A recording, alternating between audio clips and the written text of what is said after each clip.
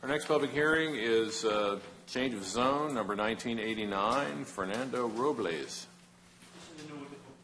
This is an ordinance to amend the comprehensive zoning map of Sussex County from an AR1 agricultural residential district to a C2 medium commercial district for a 2.47 acre portion of a certain parcel of land lying and being in Georgetown 100, Sussex County, containing 5.42 acres more or less. The property is lying on the northwest side of County Seat Highway, which is Route 9, approximately 0.85 miles southwest of DuPont Boulevard, which is Route 113. The 911 address is 19724 Justin Drive, Georgetown, and the tax parcel ID is District 135, map 19, parcel 23.03.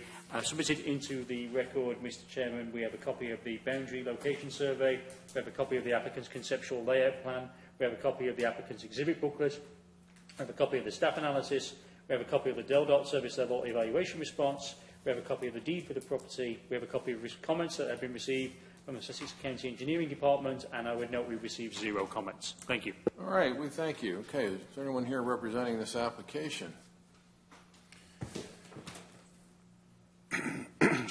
Yes, sir. And for the record, my name is Mark Davidson. I'm a principal land planner with Pannoni Associates, located just outside of Milton, Delaware, and I would like to welcome Mr. Collins to the commission. I'm here representing the application for Mr. Fernando Robles and the Robles family.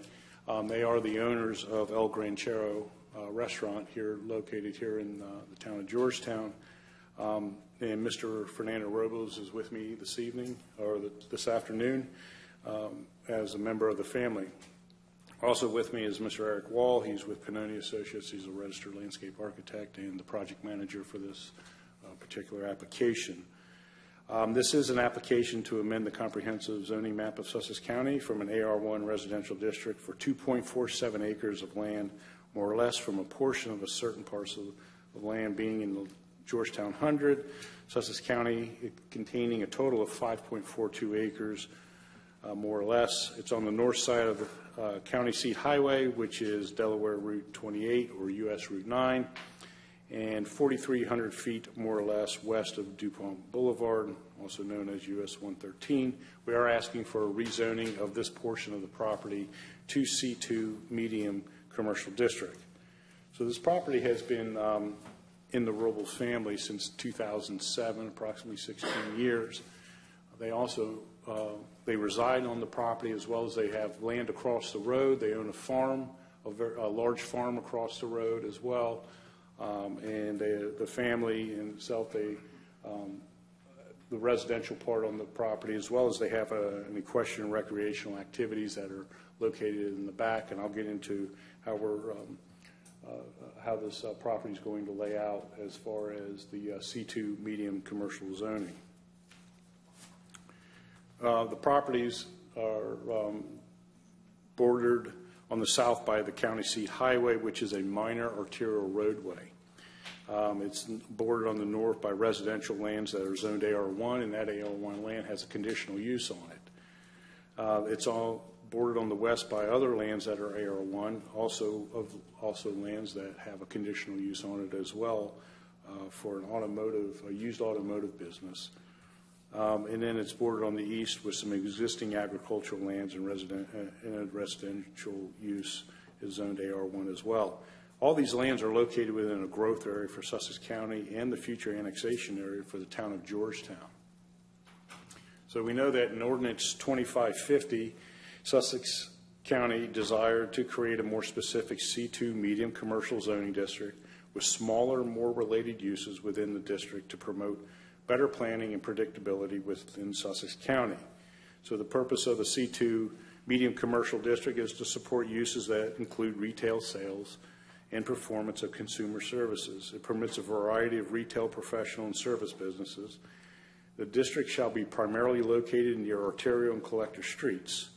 It accommodates community commercial uses that do not have outside sales or storage. So the granting of this application for the Roble family to C2 commercial zoning will allow the Robles to relocate their family business, which is called El Granchero, and to a portion of their family lands on this particular stretch of County Seat Highway. And they're doing this to expand their existing restaurant, which is located at the College Park Shopping Center here in Georgetown, which is more known as the Walmart shopping center. They do have a family business there. They're outgrown that area. They're not able to expand their restaurant and expand the part of that business within the existing place that they are. So they've looked to grow that business on their on their family land here. So this is this is part of their business plan, and to create this quality restaurant that will focus on the customers for the nearby, existing, and future communities. So in the packet, you can see here, this is the future land use plan, or the potential annexation area, excuse me, of the town of Georgetown, and you can see right here where the property is located here. The lighter brown area here is the actual limits of the town of Georgetown. This property is not contiguous to the town of Georgetown. More importantly, it's several properties away. So there's no ability for the Robles to be able to annex into the town of Georgetown to become part of that community at this time. But they are in a future annexation area with the town of Georgetown. And just to show you, they own properties across the street here. This large farm area here is also theirs. So the majority of the land that they own currently is within this annexation area, but this property is several hundred feet, if not maybe a couple thousand feet away from the town of Georgetown's border. So in the 2019 Sussex County Comprehensive Plan, the area of the proposed rezoning for this project is identified as a developing area. And developing areas are newer emergency growth areas that demonstrate the characteristics of the developmental pressures. Most of the proposed developing areas are adjacent to municipalities within an adjacent to potential future annexation areas of the municipality. So that's in the comprehensive plan as it states, and as I just showed, that this is in that annexation area with the town as being part of a developing area. So the Sussex plan suggests that each application should be reviewed on its own merit and does not have a negative impact on the surrounding area or the county in general. As I stated, in the vicinity of this property are other conditional use business properties within the area adjacent to this property, and up and down County Seat Road there are other smaller businesses, such as although not a restaurant in type, but they are smaller type businesses as the Robles are proposing for this piece of property. So uses permitted under permitted uses in the comprehensive plan, developing areas with good road access and a few nearby homes should allow for commercial uses. As I stated, the property is located on a minor arterial road according to DelDOT's highway functional classification. It is the additional right-of-way and easements will be dedicated as such during future planning of the property. The proposed use is expected to have a minor impact, and that's in the service level evaluation request that was submitted to DelDOT, which meets the ordinance of Sussex County. And in lieu of doing a traffic impact study, this project would qualify to pay the fee in lieu. So the Roble family will have to pay a fee in lieu of the amount of traffic that will potentially be generated with this site. They'll pay that to DelDOT. We know that since the comprehensive plan is a guide for the future use of land, the county's official zoning map must be consistent with the uses and intensities and uses provided in the future land use plan. Table 4.5-2 is provided as a tool for assisting with determining which zoning districts are applicable to each future land use category. And under that table, under developing area, C2 medium commercial district is an applicable district within the developing area of Sussex County. The 2020 strategies for state policies and spending identifies this parcel as a level 2, and all infrastructure needs will be funded by the applicant. Additional public infrastructure will benefit the community, such as road improvements, access improvements that will be paid for by the applicant. Although not about the site plan when it comes to rezoning, but we did prepare a small site plan of how the Roble family would like to see this property developed. In this quick aerial up front here, when I provided it, you can see there's an existing entrance that they have. This is their equestrian area back here, horse stalls, barns, a pasture, some riding areas. There is a concrete pad that was inside this pasture here that was placed here, and the idea is in the future for them to look at that pad and see if they can construct their restaurant on top of that pad, utilizing that existing infrastructure that's already on there as part of the farm, and then use the existing entrance here, so it'll be a shared access. New entrance would be, of course, an upgrade to the entrance will have to be permitted through DelDOT as far as the commercial, but their restaurant would be in this location here, parking in this area here, of course all parking outside of the front yard setback. This front yard here could be used for infiltration, stormwater management, and then this area here we did some soils testing in here, and this will be where the proposed septic system will go. Until the town of Georgetown can move their infrastructure out this way as they start to annex in property, the town of Georgetown will start moving infrastructure out for water and sanitary sewer. We did test that area there, and it will be able to handle the typical size restaurant that the Robles would like to do on this property here. So there are no 404 non-tidal wetlands on the subject properties. They are located located in a flood zone X. There are no historical natural features on the property. Stormwater will be on site. We'll use best management practices. And then, as I stated, that there will be a commercial well that will be permitted by DENEREC. Same with the on-site wastewater treatment system for the restaurant until Georgetown moves their infrastructure further out this way. And we feel that the proposed rezoning meets the general purpose of the zoning ordinance being located in an appropriate location, meeting the purpose of this district and the future land use plan, strategies, and objectives of the comprehensive plan, and that promotes growth and development through community design, mobility, utilities, transportation, and economic development in an area where general mixture of commercial and service activity now exists, which is essential and desirable for the general convenience, orderly growth, prosperity, and welfare of the county. And that's my presentation for today. And with the information that's been submitted, the site plan, the booklet, we are here to answer any questions that you might have. All right, well, we'll see if anyone on the commission has any questions for you. And we'll Mr. Chairman, just if we could, just a couple brief points on this one. Sure, yeah. Not specific to the application, but just for Mr. Collins' benefit and the public and everybody else, and it's good for you all to relearn it. No, but so what we're doing on this one is, and we'll pause from time to time when we get another commissioner too. It's helpful to kind of explain how this all works, big picture. So this one's obviously a change in zone to C2. So what that means is if the land's zoned to C2, as Mr. Davidson mentioned, there's a number of permitted uses that could occur in that. And I think Mr. Collins and the Commission's familiar with the table that's in the zoning code about what's permitted. Some of them, it's like a hotel. There's convenience stores, retail type things, restaurants like they've asked for. Office and business uses like banks and professional offices, winery, breweries, or distilleries as long as they're under 7,500 square feet. And other institutional uses. But if the property is rezoned to C2, any of those could occur there. They would come back in as a site plan like we had at the beginning of the meeting.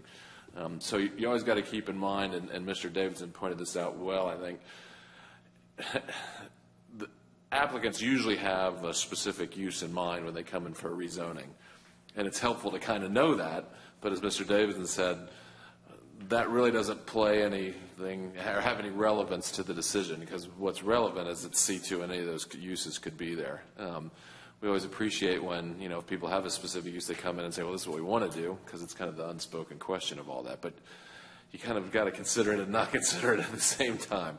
The other thing that Mr. Davidson mentioned that I thought is worth touching upon, because it's one of those things that, you could hear and not really know what it means. And he talked about a fee in lieu instead of a TIS or traffic impact study. So in a lot of land use applications, particularly larger ones, you essentially say I'm going to apply, and DelDOT says that's great, you've got to do a traffic impact study where they say that you've got to go out and analyze all the roads and intersections around there and the impact of this development on those roads and intersections. And then you come back in and they do a report on that and say whether they agree with it or approve it. But on smaller applications like this one, or ones that occur in areas that have already been studied to death, they'll say, well, we already have the information or we don't need it. Therefore, what you're going to do is just pay a fee in lieu of doing that study. It's sort of, I guess it's to try to even things up. Like, why would you make somebody do one and pay the expense of having to get that report done, and then say to the next guy, and well, just because you're second in line or you got a small one, you know, good news, you don't have to pay all that money. So it sort of evens it out, I think, in DelDOT's mind. The one thing that the public has a misconception on with regard to those a lot of times is the fee in lieu and the TIS. Neither one of those have anything to do with the required road improvements. So if this rezoning was to get improved and then they come in with a site plan, DelDOT's going to say, like Mr. Davidson mentioned and anybody else, DelDOT's going to require them to design the entrance, the right-of-way improvements, turn lanes, drainage, all that stuff, in addition to the fee in lieu. A lot of people think, well, they're just paying a meager amount of money for this fee in lieu. They're getting off scot-free, and the state's got to pay for roadway improvements. That's not the case. And we often try to remind the public of that in larger hearings because they hear that and think, well, wait a second, you know, on a larger development, why should they get off behind having to only pay a little bit and a fee in lieu and not have to do all the road improvements? They're two totally separate issues. So anyhow, just a little bit of background. Appreciate everybody allowing me to take the time to explain that. So, Thank you. Thank you.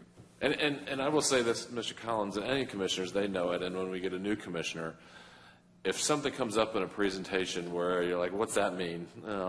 Feel free to ask. You know, either Mr. Wheatley can answer it, Mr. Whitehouse or staff, or I'll be glad to. So, yeah, don't hesitate. So, thanks. Okay, thank you. All right, questions? Ms. Wingate. Is there any reason why you're just not doing a conditional use, if that's the intent, to just put the restaurant there? Well, the C2 allows them, you know, again, the flexibility to be able to grow and expand upon this restaurant. So with a conditional use, we felt that it was, you know, if it was conditioned as such that they, whatever conditions that could possibly be placed upon this application, it doesn't allow them to kind of continue to grow. Plus, there's there's the financial part of it, and you know, I don't usually like to bring this up a lot, but through being able to, for them to be able to finance this project, it's a lot easier for them, I think, to be able to finance a project such as this with a correct zoning on it, without the fear of that conditional use having stipulations on it that would prevent them from getting the type of appraisal that they would need to be able to build this facility. There's a lot of work that has to go on in being able to build a brand new facility such as this. So that's why what we proposed here is a portion of the land that they have, and that's what this line shows here, is we're only asking for this part of it to be C2. We're not asking for the entire property. So we've kind of conditioned that down, although it's not a condition, to just occupy the area that's necessary for the restaurant and for the restaurant and their future need for the parking lot. Okay. I don't know that we would put a condition on something that wouldn't be allowed to be built, as you just said. Understood, but it's... So are there other commercial properties in the immediate vicinity? There's commercial use properties. Most of them are conditional uses that are up and down this, and they're businesses that are servicing the area. Is the sewer and water on the radar at all with the town of Georgetown? Yeah, through their future expansion or growth, there was talk as Georgetown is changing. Of course, their 113 corridors changing. They're losing they're losing a lot of commercial properties within some of the major intersections. One of the intersections happens to be right here at Coastal Highway. As they start to put these overpasses up, they're losing businesses. The only place that they can grow, and the north and south has kind of been constricted as far as where these businesses can grow. They're talking about pushing them out west along again, this being a minor arterial highway, and then the other major road up by where DelTOT is, being a minor arterial highway. Those are where those growth areas for the town of Georgetown are occurring as they lose the Royal Farms, the Hardys, the Napa building. In this area here, they're going to be losing some of those businesses at that intersection, I believe. I'm not even quite sure if they're going to be able to get that Exxon to work there at the intersection. So businesses are going to start to push out here, and that's why this deemed to be the right area for this small growth. And again, major arterial road, a little bit of commercial, and then the residential's in the back. That's why we didn't ask for the entire parcel to be commercial. We kept that small commercial area. And that's what that smart planning is about, and that's what you've seen throughout these other major corridors is how the commercial's up front along the major highways, and then you got the residential in the back. Route 9 is being developed just like that right now with smaller commercials out front and then the residential in the back, and that's exactly what we're mirroring here. Okay, that's all I had. Thank you. Okay, Mr. Mears. If approved, will you be able to get the parking within the setback? I realize that's a conceptual plan. You mean within the side yard setback Yeah. as well? Yeah, we could, Yeah. this has just been, conceptual at this Yeah, time. we like to see that when it's not neighboring commercial properties. So that's all I had. Mr. Collins. Yeah, my questions were answered earlier because I was concerned about the impact from the additional traffic in that area. So. Okay, staff, anything? Mr. Whitehouse? None for me, thank you. Counselor? No, but to Mr. Collins' point, one of the things, too, that the county has is an MOU with DelDOT about level of service. And, the DelDOT rates intersections of roads at level of service A through F. The easy misconception is F's a failing grade, and some people might say, well, it is a failing grade, but it's not like, it's based on counts and stuff. It's not based on one is, you got an A, you're passing with flying colors, and F is you're failing. But to your point, DelDOT in this case said the traffic impact's minor, and also in the MOU, if this rezoning gets approved and they go through with the site plan, and the site plan gets approved and they build it, DelDOT's going to make sure that it doesn't adversely affect that level of service. At least it stays the same. So, but that was the reason during his presentation he talked about the same time he was talking about the fee in lieu that DelDOT said it had a minor impact because there's major, minor, diminutive. Negligible, I forget. There's a bunch of different classifications that DelDOT has. So, based on the number of chips generated by the proposed use. So, it's a fire hose of information coming his way. So. I'm catching some of it. You'll get it. All right. No other questions for me. Thanks. Okay. All right, Mr. Davidson, if you could take a seat nearby, we'll see if there's anyone here with an interest in your application. Is there anyone here that would like to speak in favor of change of zone number 1989, Fernando Robles? Is there anyone here who would like to speak in opposition? Is there anyone here? Anyone? Okay. There being none, any further questions from the staff or the commission? There being none, we'll close the public hearing. We'll invite you to remain with us the rest of the evening to see if we make a decision, or you may wish to call the office in the morning. And our last public hearing was change of zone number 1989, Fernando Robles. Any further discussion on this one? I didn't think there were any changes of zone that were nearby, but apparently there are some old ones that are. I don't know if they're zones, but just maybe non-conforming commercial That uses. could be, yeah. I'm a little concerned about starting to rezone Route 9 west of 113, but I'm open to other comments that any commissioners might have. Well, there was some substance to the financing part of conditional use. Yeah, I know for a fact that that's because we recently just shifted a business on Route 1. Yeah, do we have any idea if Georgetown have a timeline for annexing this stuff? I mean, if they're going to annex out that far, They have to identify where their annexation areas are in their comp plan, but the timing's infinite. there's really no timing. They just tell you the areas that they might think they want someday. I felt like Mr. Davidson had a good point with the traffic and how by obtaining the land, then the commercial's going to have to move out. And of course, this is why we have a public hearing, so that information can come forward. But when you do think of the bigger picture, it is true that the DelDOT improvements on 113 are pushing the businesses all over the place. And there are going to be issues about where to go and what to do. And this is fairly close to the town limits. So. Yeah, and they've already got the successful restaurant at the Walmart, and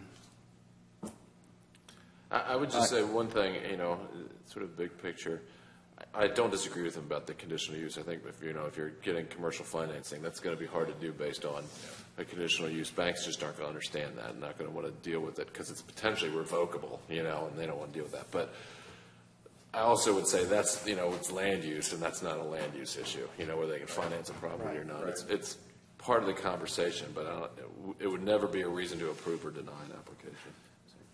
It really doesn't pertain to the application, but I wish them luck using that existing concrete pad for a structure. Well, yeah, and the other thing that gives me some pause too is that's going to be quite a septic system. Yeah. I mean, the initial reaction is maybe it's a little too early. You should maybe wait for at least the availability of water and sewer, if not the annexation. Because what will happen is if they do that and they build that septic system, they're going to resist annexation because why would they want it? Because they've spent a fortune on a septic system and and infrastructure that it's not like they're just going to tie in someday because the town's there, and that is something that I think a position they would maintain for even 30 years from now. They would say the same thing. Why do I need to be in the town? I have everything I need. I agree. They definitely don't want to pay the connection fees once they've invested in something. Well, right? sure. I mean, no, and I get all that, but I just wonder if this is, because one thing I know is that once we start this, there will be others, and you know how it is once you do one. We can see that on the other side on Route Georgetown. Exactly. If you look at what's happening there, my question is now the time to start doing that on the west side? And I don't have any answer to that just yet, but I think we're going to have to answer that question here in this application. I wonder, just curious, what happens to the business if he's not able to move and expand? I think you mentioned constraints where they are. Well, that's kind of that's Growth constraints. Yeah. He's not being forced out by the new road construction. I think the new road construction, and of course he's dealing with a landlord, and all those kind of issues that aren't really our issue. No. The basic question for us always boils down to this in any change of zone: is this parcel of land appropriate for the zoning that's being requested? That's the question we're here to answer, because he could rezone it, sell it tomorrow, and anything in C2 is going to be permitted. And we were just talking about this, where we had this very situation a couple of years ago. What came in as a self-storage is now being advertised for everything under the sun, everything under the C2 sun. Yeah. For sale, so it was 6 months ago or less. Yeah, and they brought us in a beautiful plan for both parcels, and so now it's in that instance, that there wasn't anything. I mean, we weren't unduly influenced by the site plan, because on that particular parcel, the decision was made that it was appropriate for C2 zoning. Just commercial all around it. Commercial infill. It was commercial all around it. This is not so much, and that's what concerns me a little bit, is that we want to start going down that road. Because by code, anybody, these folks, if they sold it or whatever, it's retail sales establishments, 75,000 square feet or less. That's a good size. That's a big size. And a pharmacy or related uses, 35,000 square feet or less. Wholesale trade establishment, convenience store, fuel station, not that would necessarily go there, but, any of those, once it's rezoned, and I'm not trying to talk anybody out of it, but that's just, once it's rezoned, any of that stuff could go there. It's just something we need to consider carefully, because there will be ramifications. So, that being said. Mr. Chair, with regards to change of zone number 1989, Fernando Robles, I make a motion to defer for further consideration. And I second. Sorry. Good. No, good. Moved and seconded to defer action on the change of zone number 1989, Fernando Robles. All those in favor, say aye. Aye. Opposed? Carried. Thank you. All right, ladies and gentlemen, that completes our agenda for the evening. Does anyone have anything to add?